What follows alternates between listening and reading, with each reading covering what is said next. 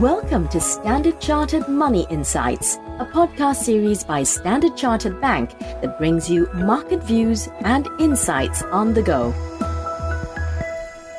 Hello and welcome to today's Cut to the Chase podcast. Today is Tuesday the 18th of October. I am Steve and I'm standing in for Daniel for the next couple of weeks as he's competing in the World Amateur Chess Championships. One of the questions we often get is what currency you should use when it comes to borrowing to invest. Now, there's three default answers here. First, with interest rates going up around the world, the case for employing leverage may be weakening. Second, please be prudent when it comes to using leverage, as the worst thing you want is to be a forced seller. And thirdly, borrowing in the same currency as the relevant investment is the safest, as the currency fluctuations of both should offset each other. But as you can expect, there are still some clients that want to use leverage to enhance returns, both due to the leverage being employed, assuming the returns exceed the funding cost, and also through the currency being borrowed depreciating in value. Now, in a strong US dollar environment, the obvious borrowing currencies to think about are the Japanese yen, the Swiss franc, and the euro. So let's start with the yen, which is the worst performing G10 currency this year, down over 22%. This, of course, makes sense as the Bank of Japan is one of the few central banks that has not tightened monetary policy settings. Meanwhile, dollar-yen has broken higher above 1998 highs in the last few days, which theoretically opens up the possibility of hitting 160 in the coming months. However, the fly in the ointment is that while the Bank of Japan does not look ready to tighten monetary policy settings in the coming weeks and possibly even months, it has started to signal concern over yen weakness, including one bout of intervention that obviously led to a sharp appreciation of the yen, even be it temporarily.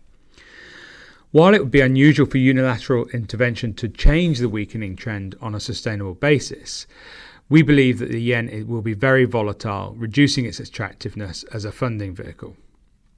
At the other end of the performance spectrum is the Swiss franc. The Swiss franc is the second best performing G10 currency against the US dollar year to date, just behind the Canadian dollar or loonie, and the Swiss franc is down about 8% against the US dollar so far this year. What is interesting here is that the Swiss franc has failed to break new lows of the year against the US dollar, and there is speculation that the Swiss National Bank may be intervening to limit the weakness of the Swiss franc as it tries to address inflationary pressures at home. So therefore we see resistance for dollar Swiss, key resistance being around the 1.0050 to 1.0080 range. For us, the euro, down a tad over 13% year to date, is currently in the sweet spot. Unlike in Switzerland and Japan, the European Central Bank has a policy of benign neglect for the currency. And while it too is worried about inflation, it is also concerned about the impact of the Ukraine-Russia conflict on the euro area economy. Therefore, the dollar is likely to strengthen further before peaking. Add in the very low euro funding costs with interest rates barely positive, then the euro is probably the best currency to use as a funding vehicle today. Of course, we remind investors of the aforementioned caveats that the employment of the leverage in this environment may be more challenging, especially obviously as returns have been negative and may continue to be challenged in the very near term. The final point to note obviously is that the currency trends can change very quickly. At some point in the next 6 to 12 months, for example, we expect the dollar to peak.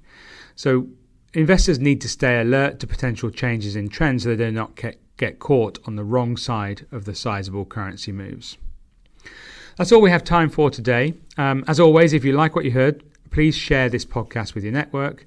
In the meantime, wishing you a fantastic day ahead. Thank you for listening to Standard Chartered Money Insights, a podcast series by Standard Chartered Bank. For more details on the latest market insights, subscribe to Standard Chartered Money Insights.